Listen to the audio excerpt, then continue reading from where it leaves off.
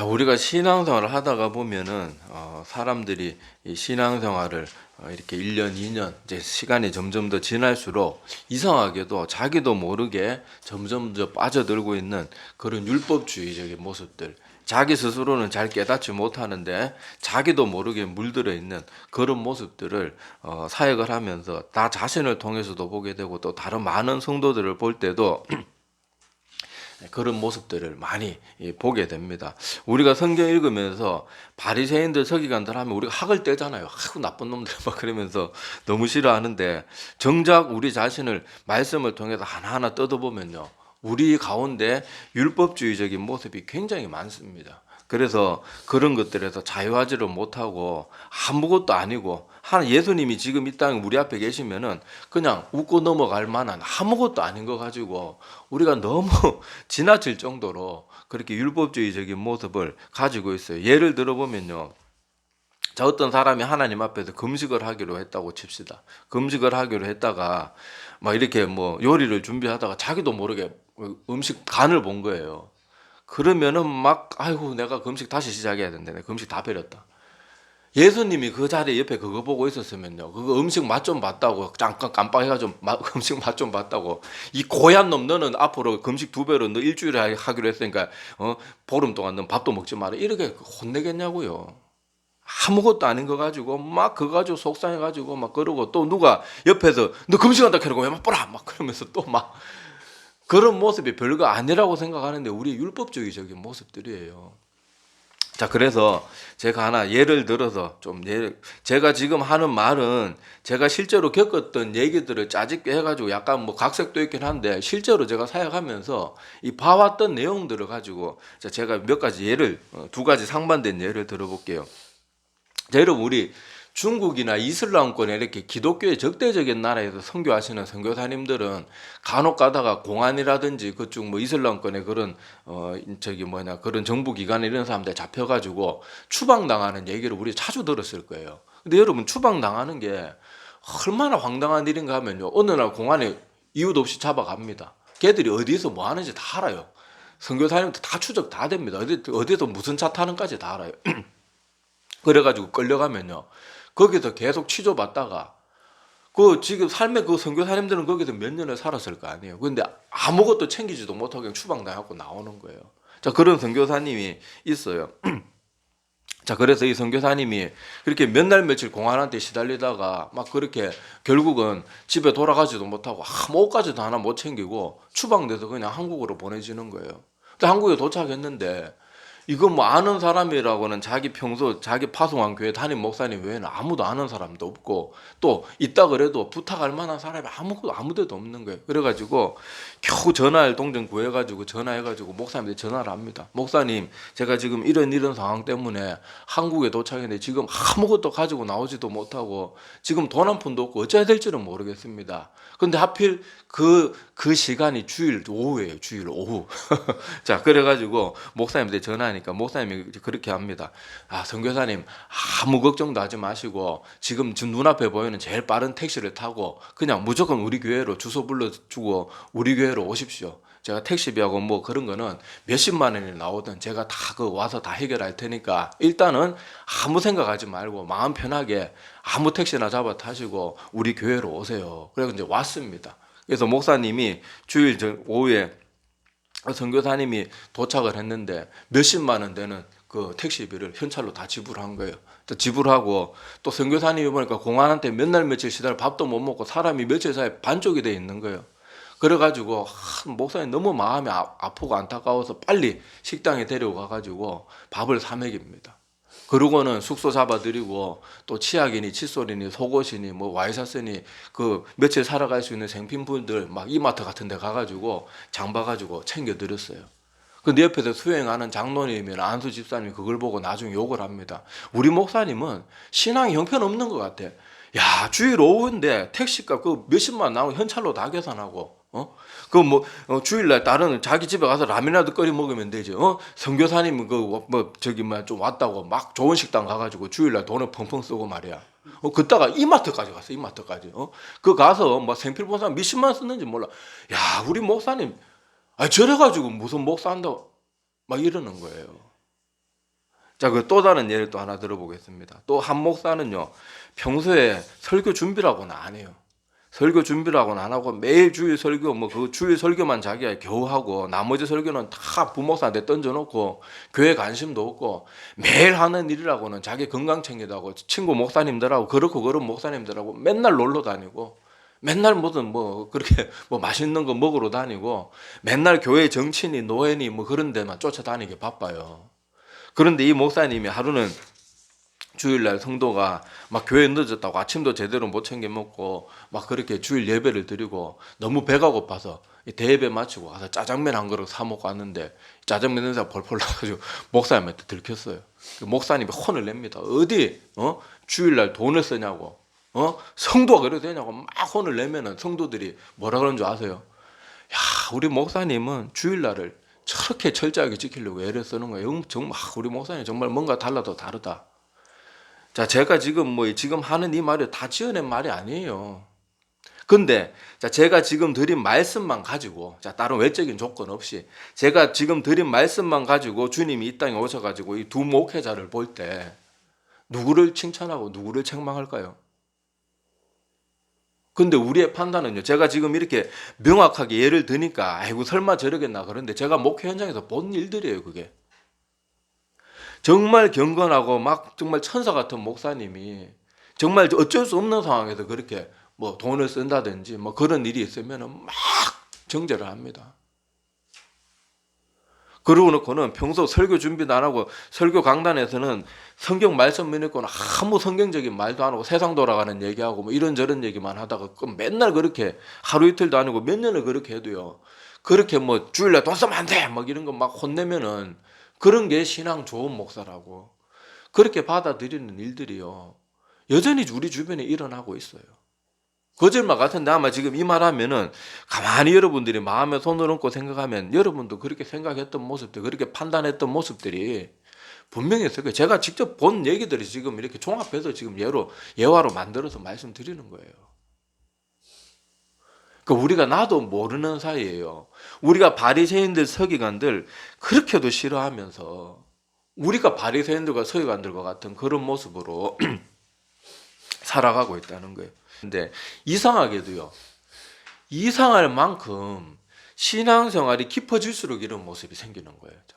신앙의 연륜이 뭐 여기도 말하는 연륜은 좋다는 뭐 긍정적인 의미의 연륜이 아니고 그냥 숫자적으로 해가 거듭될수록 초신자가 이런 모습 잘 안 가지거든요. 뭐가 율법적인지도 몰라요, 초신자들은. 그런데 신앙생활을 조금 몇 년씩 뭐 10년, 20년 하고 몇 년 좀 하면은 이런 모습들이 덕지덕지 붙이고 나타나거든요.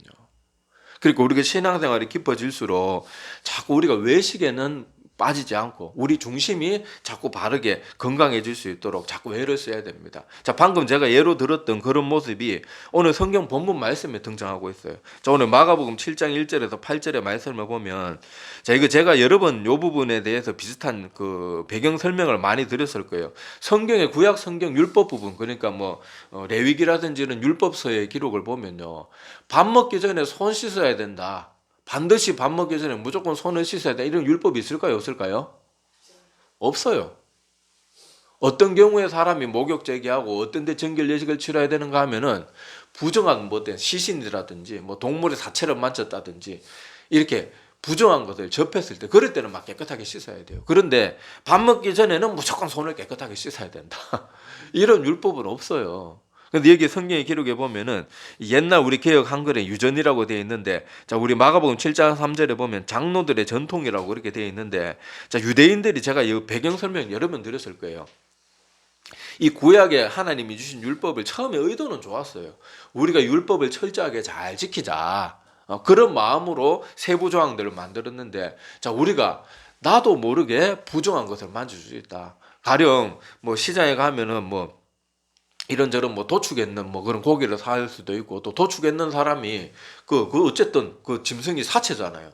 자, 그걸 막 그렇게 손질하다가 모르고 문고리를 잡고 뭐 이렇게 열고 닫고 화장실을 갔다 왔다 그래갖고 뭐 그 가게 문을 열고 닫았다. 그런데 그걸 내가 모를 수 있잖아요. 뭐 그 시간에 직접 그거 뭐 잡는 걸 보지 손잡이서 그 사람이 잡는 걸 안 봤으면 모르잖아요. 그래서 우리가 시장이 어디 다른 데 갔다 왔을 때는 내가 계속 집에 있지 않는 이상 다른 사람의 부정한 것을 나도 모르게 접했을 수가 있다. 그러니까 우리가 이제 무조건 어디 나갔다 와서는 손을 깨끗하게 씻고 먹어가지고 우리가 조금이라도 부정하지 않도록 최선을 다하자, 이런 마음으로 이런 세부 조항들을 만들었는데, 이제 후대에 와서는 어떻게 되는가 하면요, 누가 손만 안 씻고 밥만 먹으면 막 나쁜 놈 취급을 하는 거예요. 네가 그러거든. 지금 이 시대로 말하면 너 같은 게 그리스도인이냐? 어디 주일날 짜장면을 사 먹어? 제가 근데 지금 이런 말 드린다고 주일날 우리 돈 펑펑 써도 되면 이런 말 하는 거 절대는. 저도 주일날 절대 장 안 봅니다. 진짜 특별한, 아까 뭐 예를 들었던 목사님 같이 그런 특별한 일이 아니면, 뭐 저 아시는 분은 아시겠지만 저는 주일날 절대 뭐 돈 쓰고 뭐 그러지 않아요. 막 우리가 함부로 살자 이런 말 하는 게 아니란 말이에요 지금. 자, 그런데 우리가 어쩔 수 없이 하고 그러는 것들을 가지고 막 남을 정죄하는 거예요. 니까짓 게 목사냐? 니까짓 게 성도냐? 아, 장로 집사가 뭐 그런 뭐 따위로 아이고 그래가지고 뭐.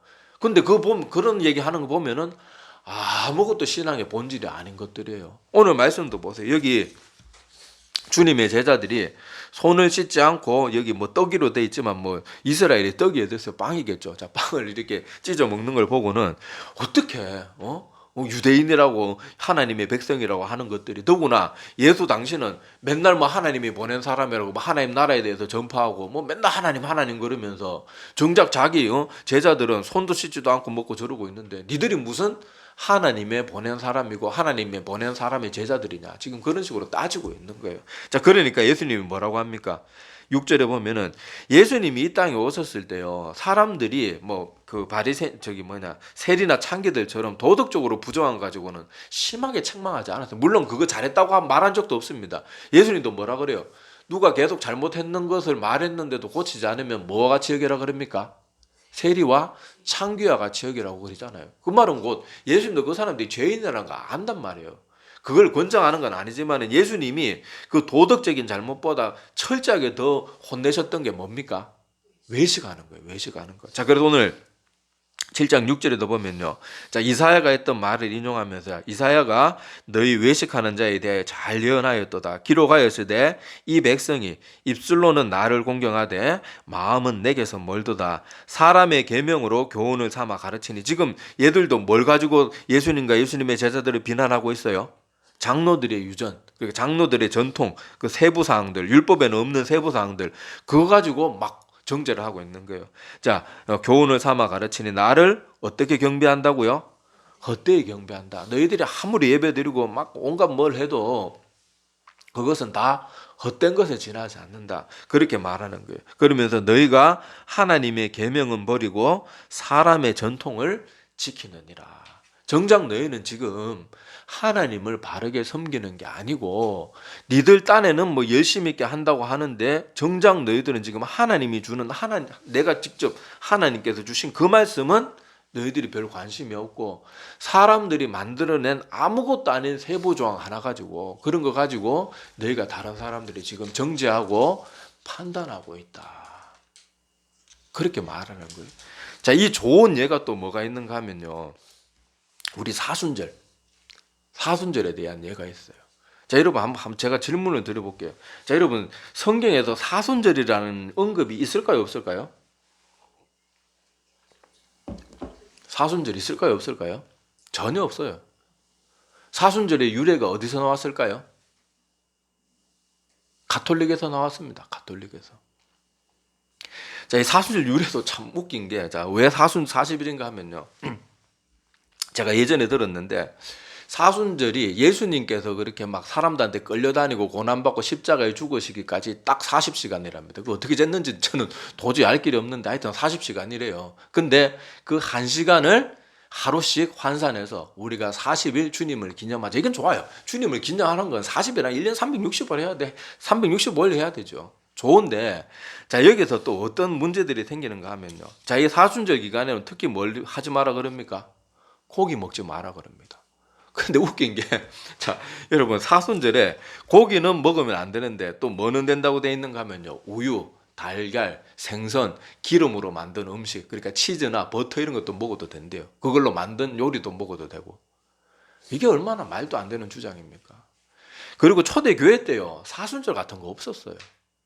성경 기록에도 예수님께서 이 땅에 계실 때 우리에게 지키라고 명하신 것은 뭐 하나밖에 없습니까? 성찬. 예수님이 하나님이신 그분이 우리에게 친히 정해주신 것은 성찬밖에 없어요. 그런데 어느 순간부터 이 사순절이라는 걸 로마 가톨릭이 지키기 시작하면서 사순절 동안 고기를 먹지 못하니까 또 사순절 다가오면 고기를 막 폭식을 하는 거예요. 이게 무슨, 그러고는 또 생선은 되고. 말도 안 되잖아요. 그래 놓고는 자기들 사순절 잘 지킨다 그럽니다. 그러고는 이게 어느 순간부터 한국 교회에서 이 사순절이 들어와 가지고요. 그래서 성도들이 자꾸 질문을 합니다.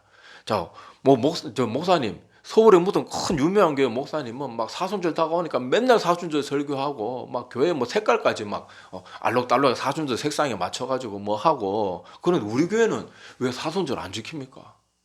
그래서 목사님이 설명해 줍니다. 사순절은 성경에도 없는 절기고 그거는 로마 가톨릭에서부터 나온 것이고 우리가 지키지 않아도 되는 것이고 지키지 말아야 될 것입니다. 설명해 주면요. 받아들일까요? 받아들일까요? 안 받아들여요. 그렇게 말하면요.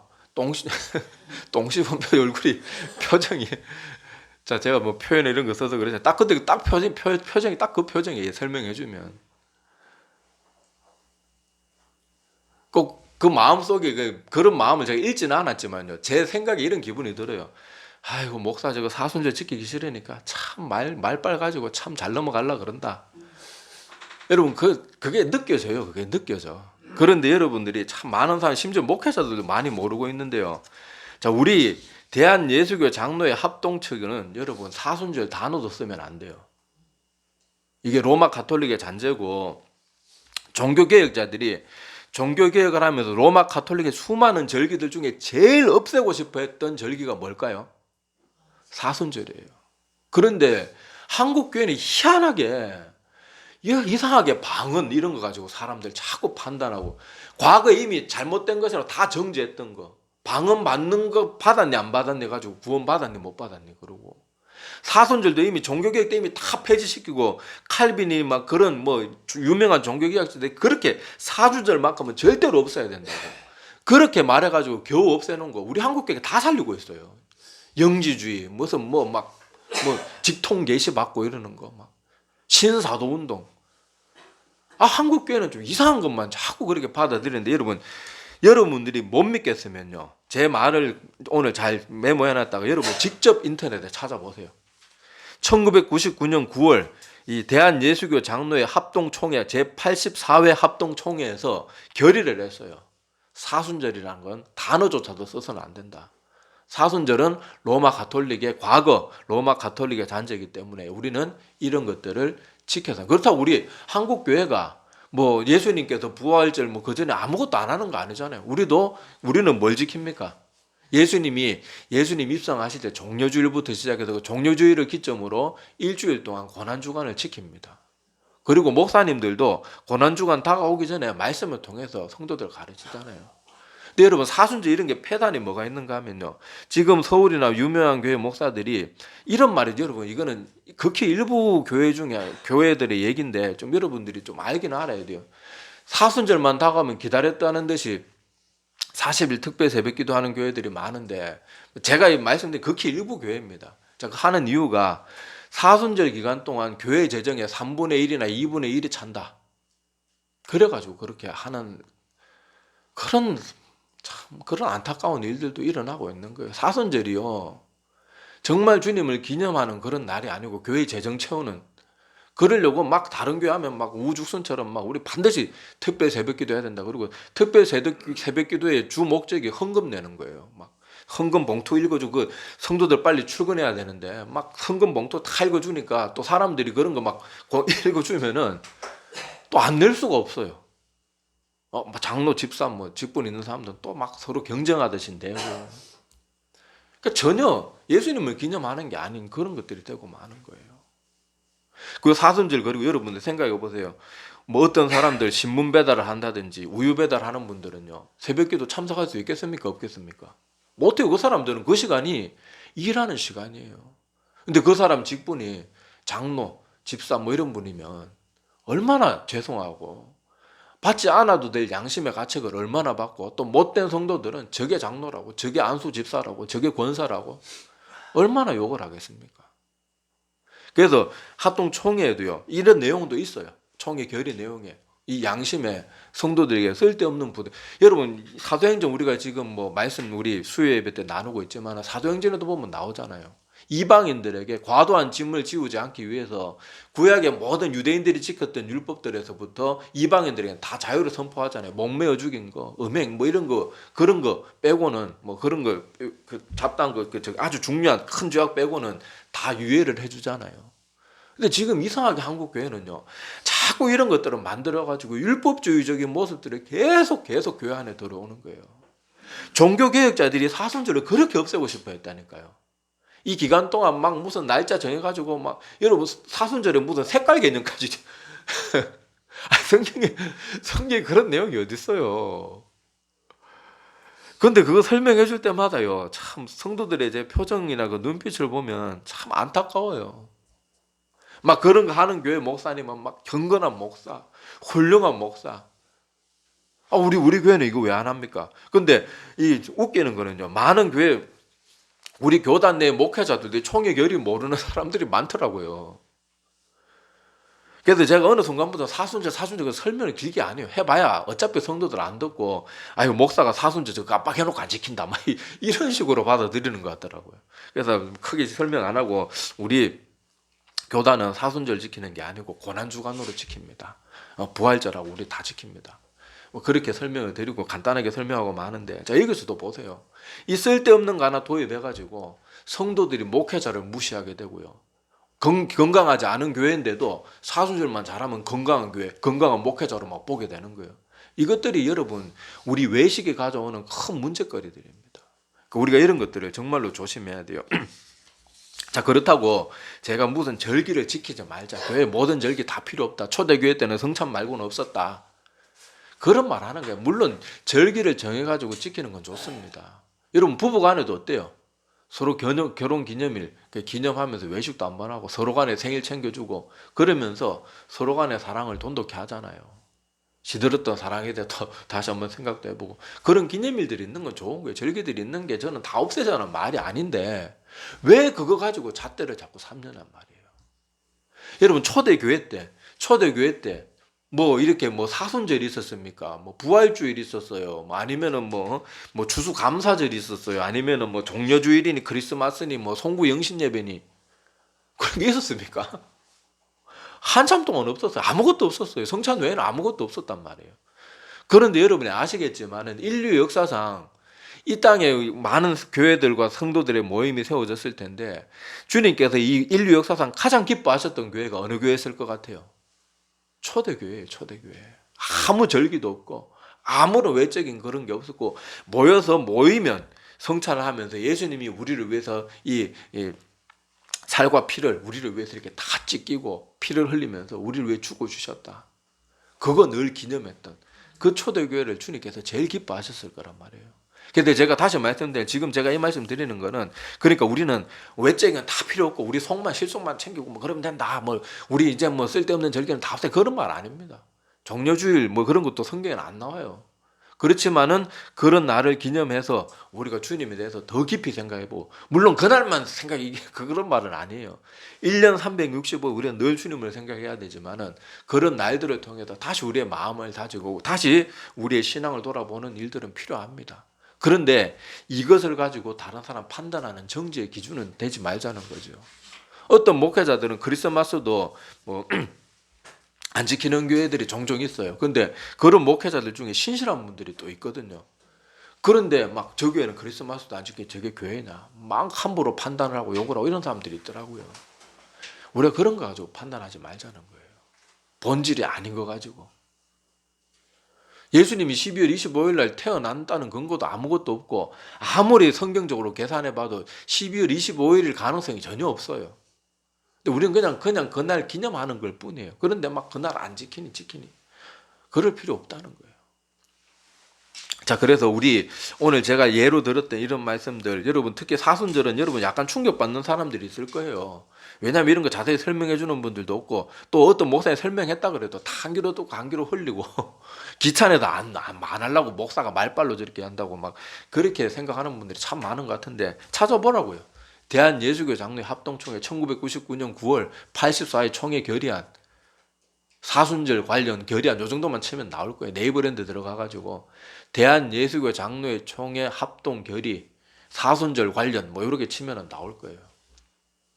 그러니까 우리 오늘 이 말씀들 제가 뭐 시간 관계상 구체적인 예를 다 들지는 못했지만은 아마 내가 이런 모습들 가지고 있었구나, 뜨끔뜨끔한 부분들이 있을 거예요. 아까 목사님 뭐 그런 목사님의 예로 들어서 가지 그와 비슷한 것들로 다른 사람 판단하고 정죄했던 모습들이 우리 가운데 있을 거예요. 그 사람이 하나님 앞에 기도나 신앙생활의 모습은 나보다 훨씬 더 훌륭한데 내가 조금 뭐 더 잘 지킨다고, 내가 조금 외적인 조건 더 잘 챙긴다고 남을 함부로 깔보고, 새신자는 아무것도 몰라서 교회 나온 지 얼마 안 돼서 몰라가지고 그랬는데 그분은 막 예배 드릴 때마다 막 얼굴에 막 빛이 나고 감사해가지고 눈물 흘리면서 날마다 감기에 예배 드리는데 그게 은근히 못마땅한 거예요. 그래갖고 뭐 하나 안 지키면 제가 봐요. 제가 아이고 뭐 예배만 막 울면서 예배 드리고 기도하면 그게 다야. 그러면서 우리 그런 모습 얼마나 많습니까? 얼마나 많은지 몰라요.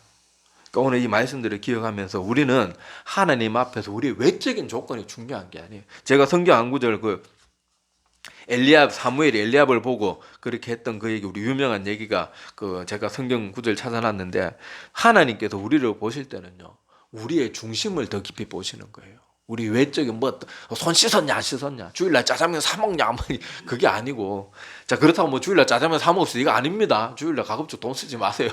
또 하여튼 희한해. 설교를 겁나서 무슨 설교를 못하고 이런 말 하면요 목사의 설교, 야 짜장면 주일날 돈 써도 된대 막 이러고 막 돈 펑펑 쓰고 막 커피숍 돌아다니고 막 차 타고 놀러 다니고 성도들끼리 막 그러지 마세요. 어쩔 수 없을 때 얘기예요.